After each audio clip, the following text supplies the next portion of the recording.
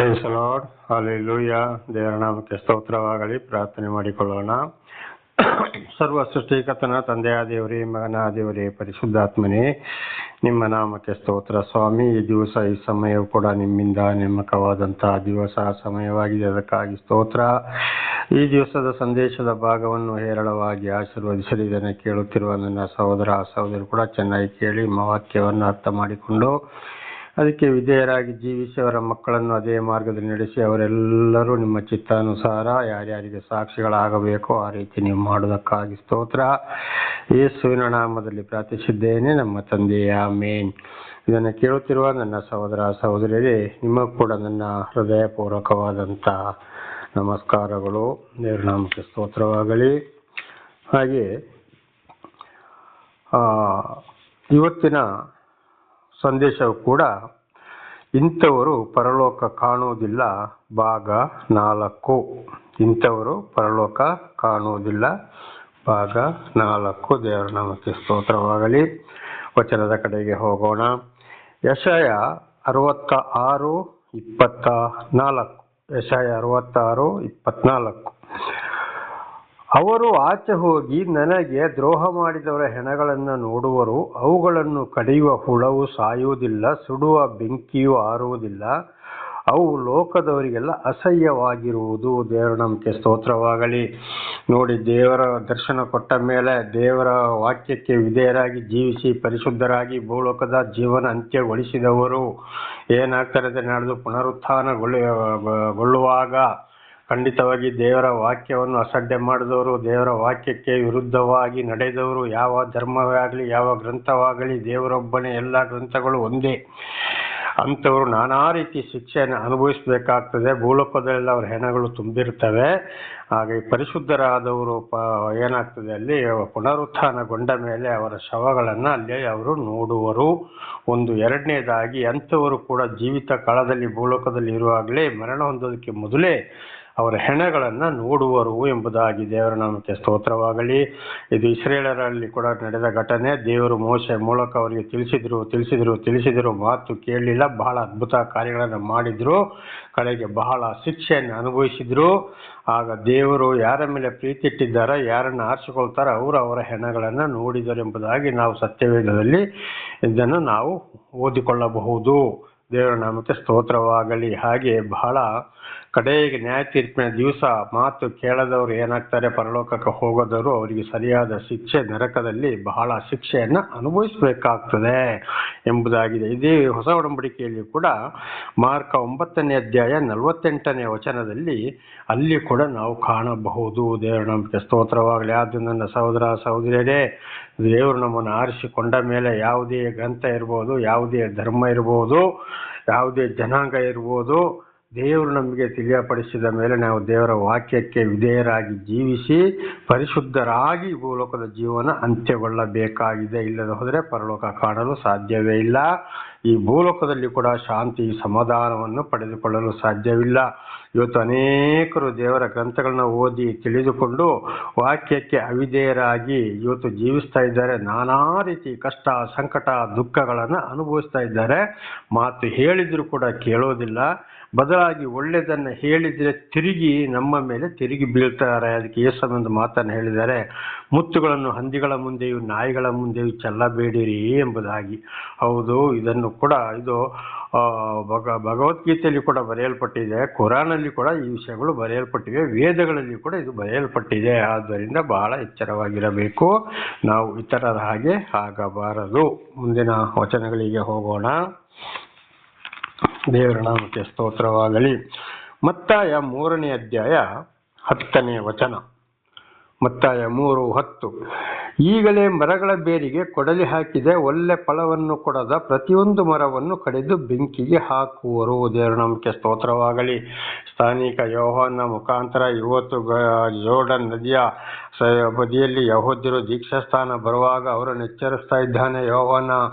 ಈಗಲೇ ಮರಗಳ ಬೇರಿಗೆ ಕೊಡಲಿ ಹಾಕಿದೆ, ಒಳ್ಳೆ ಫಲವನ್ನು ಕೊಡದ ಪ್ರತಿಯೊಂದು ಮರವನ್ನು ಕಡಿದು ಬೆಂಕಿಗೆ ಹಾಕಲಾಗುವುದು. ಮರ ಅಂದರೆ ಮನುಷ್ಯರು, ಕೊಡಲಿ ಅಂದರೆ ಶಿಕ್ಷೆ, ಫಲ ಅಂದರೆ ದೇವರು ದರ್ಶನ ದರ್ಶನ ಕೊಟ್ಟ ಮೇಲೆ ವಾಕ್ಯಕ್ಕೆ ವಿಧೇಯರಾಗದೆ ಅವಿಧೇಯರಾಗಿ ಜೀವಿಸುವವರು ನಾನಾ ರೀತಿಯ ಈ ಭೂಲೋಕದಲ್ಲಿ ಕಷ್ಟ ಸಂಕಟ ದುಃಖಗಳನ್ನು ಅನುಭವಿಸುವರು. ನಾಡಿದ್ದು ನ್ಯಾಯ ತೀರ್ಪಿನ ದಿವಸ ನರಕಕ್ಕೆ ಹೋಗಿ ಅಂದರೆ ಪಾತಾಳಕ್ಕೆ ಹೋಗಿ ಅಲ್ಲಿ ಕೂಡ ಶಿಕ್ಷೆಯನ್ನು ಅನುಭವಿಸಬೇಕಾಗ್ತದೆ. ಇದು ಯಾರು ದೇವರ ವಾಕ್ಯವನ್ನು ಕೇಳಿ ಕೇಳಿ ಕೇಳಿ ಕೇಳಿ ತಿಳಿಸಿ ತಿಳಿಸಿ ತಿಳಿಸಿ ಮತ್ತು ಅದಕ್ಕೆ ವಿಧೇಯರಾಗದೆ ಇರುವವರೇ ಪರಲೋಕ ಕಾಣುವುದಿಲ್ಲ, ಅಂಥವರಿಗೆ ಈ ಶಿಕ್ಷೆಗಳು ಎಂಬುದಾಗಿ ಇಲ್ಲಿ ಬರೆಯಲ್ಪಟ್ಟಿದೆ. ಆದ್ದರಿಂದ ಸತ್ಯ ಸುವಾರ್ತೆಯನ್ನು ಕೇಳಿ ಸತ್ಯ ವೇದವನ್ನು ತೆರೆದು ಓದಿ ನೋಡಿ ಅದರಂತೆ ಜೀವಿಸುವುದು ಬಹಳ ಒಳ್ಳೆಯದು.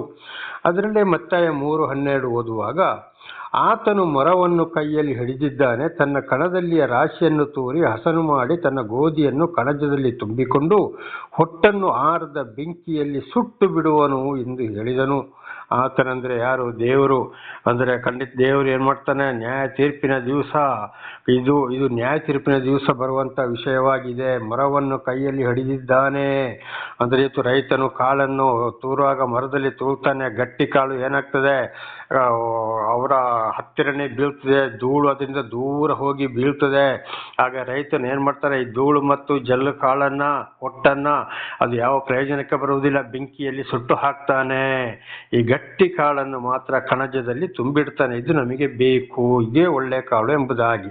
ಆಗ ಈ ಹೊಟ್ಟು ಕಾಳು ಯಾರಪ್ಪ ಅಂದರೆ ದೇವರ ವಾಕ್ಯಕ್ಕೆ ವಿಧೇಯರಾಗದೆ ಅವಿಧೇಯರಾಗಿ ಈ ಕಡೆ ದೇವರು ಬೇಕು, ದೆವ್ವನು ಬೇಕು, ಪ್ರಪಂಚನೂ ಬೇಕು, ಎಲ್ಲ ಬೇಕು ಅಂತೇಳಿ 10 ದಶಾಜ್ಞೆಗಳಿಗೆ ವಿರೋಧವಾಗಿ ನಡೆಯುವವರು ಹಾಗೂ ಎಲ್ಲ ವಾಕ್ಯಗಳಿಗೆ ವಿರೋಧವಾಗಿ ನಡೆಯುವವರೇ ಹುಟ್ಟು ಕಾಳು. ಗಟ್ಟಿ ಕಾಳು ಅಂದರೆ ದೇವರ ದರ್ಶನವಾದ ಮೇಲೆ ಯಾವುದೇ ಕಷ್ಟ ಸಂಕಟ ದುಃಖಗಳು ಬಂದರೂ ನೀನೆಪ್ಪ ಸತ್ರೆ ಸಾಯಲಿ ಬದುಕಿರೆ ಬದುಕಲಿ ನೀನೇ ತಿಳಿ ಭೂಲೋಕದ ಜೀವನದಲ್ಲಿ ಪರಿಶುದ್ಧರಾಗಿ ಯಾರು ಪ್ರಾಣ ಬಿಡ್ತಾರೋ ಇವರಾಗಿದ್ದರೆ ಗಟ್ಟಿ ಕಾಳು, ಇವರಾಗಿದ್ದರೆ ಪರಲೋಕಕ್ಕೆ ಹೋಗುವವರು. ದೇವರ ನಾಮಕ್ಕೆ ಸ್ತೋತ್ರವಾಗಲಿ. ಹಾಗೆ ಪ್ರತಿಯೊಬ್ಬರಿಗೆ ಶೋಧನೆ ಬರ್ತದೆ, ಅದುವೇ ಕಾಳನ್ನು ತೂರುವಂಥದ್ದು, ಎಲ್ಲರನ್ನು ವಿಂಗಡಿಸಿ ಬಿಡುತ್ತಾರೆ. ಇದು ಮತ್ತಾಯನ ಸುವಾರ್ತೆಯಲ್ಲಿ ಕೂಡ ಬಹಳ ಎಚ್ಚರವಾಗಿ ಇದನ್ನು ಬರೆಯಲ್ಪಟ್ಟಿದೆ.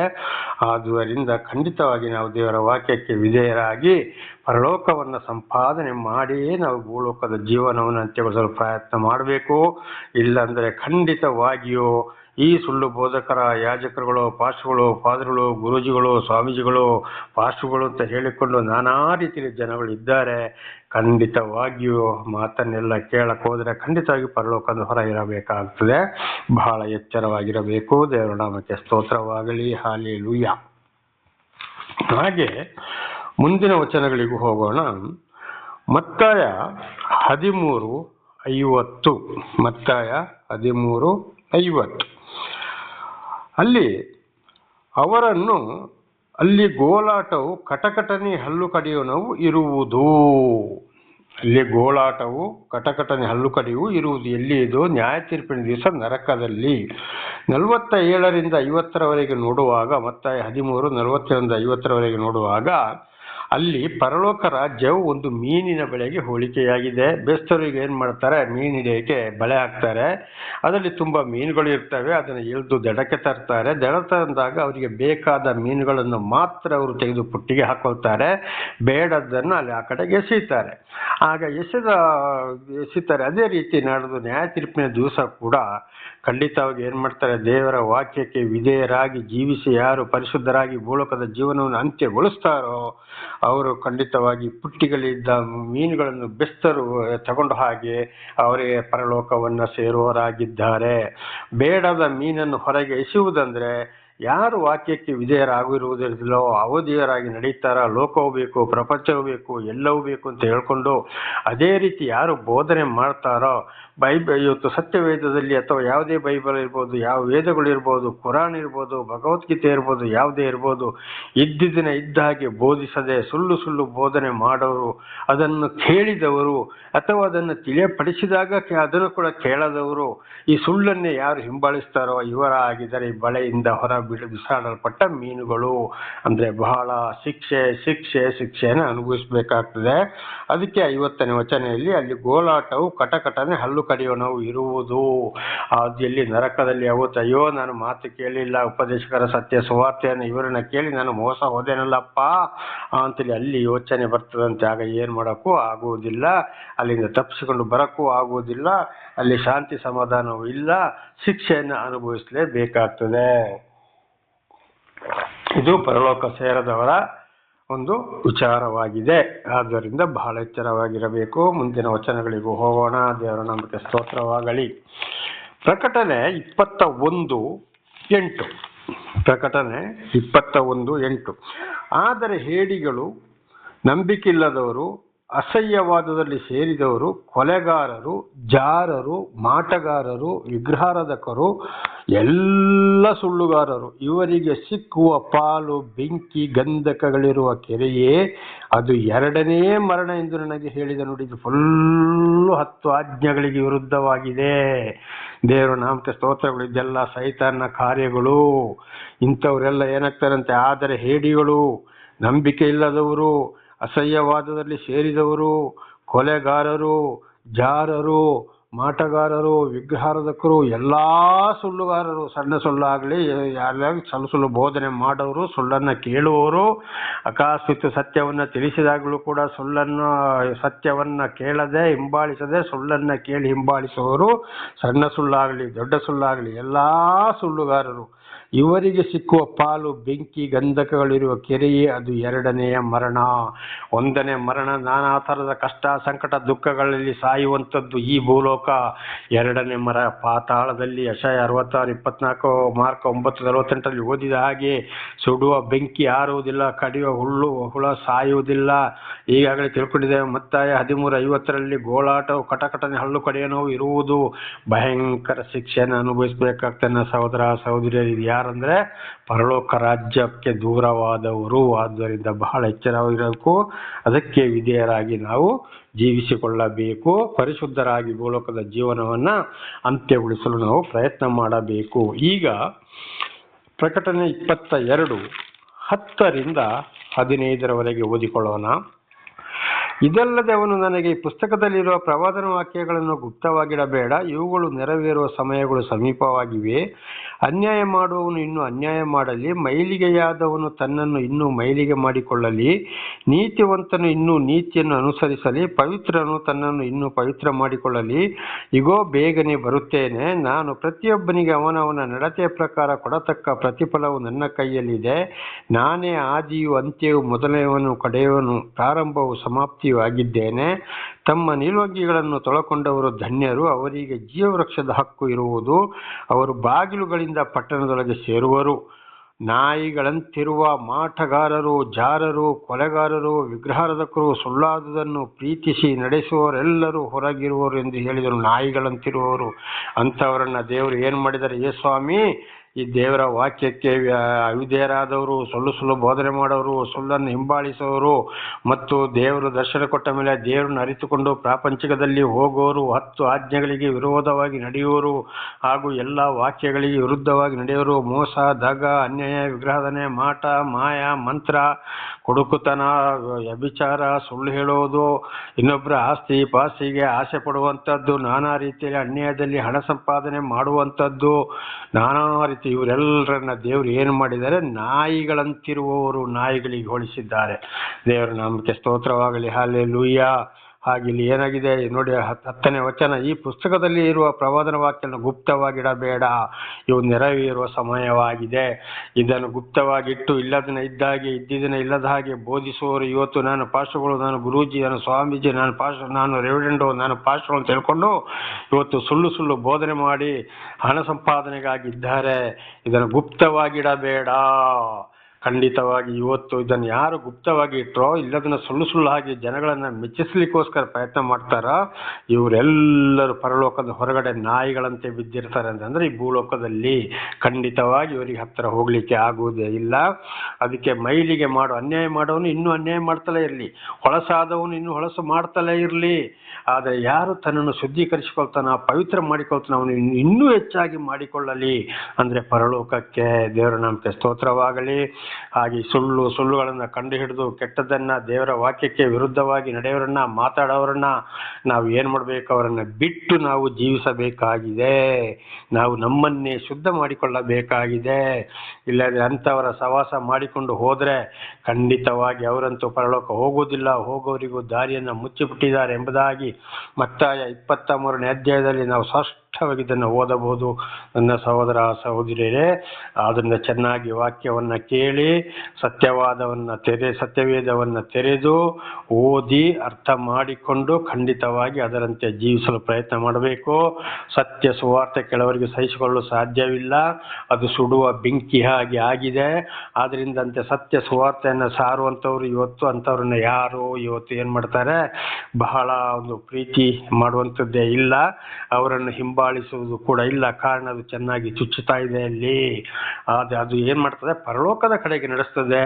ಸುಳ್ಳನ್ನು ಹಿಂಬಾಲಿಸೋರು ಜಾಸ್ತಿ, ಅಲ್ಲಿ ಎಲ್ಲವೂ ಇದೆ, ಅದು ನರಕಕ್ಕೆ ತಳ್ಳಲ್ಪಡ್ತದೆ.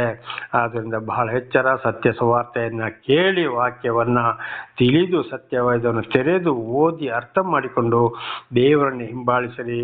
ಪರಲೋಕದ ಕಡೆಗೆ ಹೋಗುವ ಗುರಿಯನ್ನು ಇಟ್ಟುಕೊಳ್ಳೋಣ, ಪ್ರಾರ್ಥನೆ ಮಾಡಿಕೊಳ್ಳೋಣ. ಸರ್ವ ಸೃಷ್ಟಿಕರ್ತನ ತಂದೆಯ ದೇವರೇ, ಮಗನ ದೇವರೇ, ಪರಿಶುದ್ಧಾತ್ಮನೇ, ನಿಮ್ಮ ನಾಮಕ್ಕೆ ಸ್ತೋತ್ರ ಸ್ವಾಮಿ. ಇವತ್ತಿನ ಸಂದೇಶವನ್ನು ನನ್ನ ಸಹೋದರ ಸಹೋದರಿಗೆ ನೀವು ತಿಳಿಯಪಡಿಸೋದಕ್ಕಾಗಿ ಸ್ತೋತ್ರ. ಒಂದು ವೇಳೆ ಅವರು ಏನಾದರೂ ಇದಕ್ಕೆ ತಪ್ಪಿ ಹೋಗಿದ್ದರೆ ಅವ್ರನ್ನ ಆಶೀರ್ವದಿಸಿರಿ, ಸರಿದಾರಿಗೆ ತಂದು ಅವ್ರನ್ನ ಆಶೀರ್ವಾದ ಮಾಡಿರಿ. ನಿಮ್ಮನ್ನು ಹಿಂಬಾಲಿಸಿ ಆಶೀರ್ವಾದ ಹೊಂದಿ ಅವರ ಮಕ್ಕಳನ್ನು ಅದೇ ಮಾರ್ಗದಲ್ಲಿ ನಡೆಸಿ ಅವರೆಲ್ಲರೂ ನಿಮ್ಮ ಚಿತ್ತಾನುಸಾರ ಸಾಕ್ಷಿಗಳಾಗುವಂತೆ ಮಾರ್ಪಡಿಸಿರಿ. ಹಾಗೆ ಮಾಡುವುದಕ್ಕಾಗಿ ಸ್ತೋತ್ರ. ಯೇಸುವಿನ ನಾಮದಲ್ಲಿ ಪ್ರಾರ್ಥಿಸಿದ್ದೇನೆ ನಮ್ಮ ತಂದೆ, ಆಮೇನ್. ಇದನ್ನು ಕೇಳುತ್ತಿರುವ ನನ್ನ ಸಹೋದರ ಸಹೋದರಿಯರೇ, ನಿಮಗೂ ಕೂಡ ನನ್ನ ಧನ್ಯವಾದಗಳು. ದೇವರು ನಿಮ್ಮನ್ನು ಹೇರಳವಾಗಿ ಆಶೀರ್ವದಿಸಿರಿ. ಈ ಭೂಲೋಕದ ಜೀವನ ಅಂತ್ಯಗೊಳ್ಳುವುದರ ಮೊದಲು ಪರಿಶುದ್ಧರಾಗಿ ಪರಲೋಕವನ್ನು ಸಂಪಾದನೆ ಮಾಡಿ ಈ ಭೂಲೋಕ ಜೀವನವನ್ನು ಯಾತ್ರೆಯನ್ನು ಮುಗಿಸುವಂತೆ ದೇವರು ನಿಮ್ಮೆಲ್ಲರನ್ನ ಆಶೀರ್ವದಿಸಲಿ. ಆಮೇನ್, ಆಮೇನ್, ಆಮೇನ್.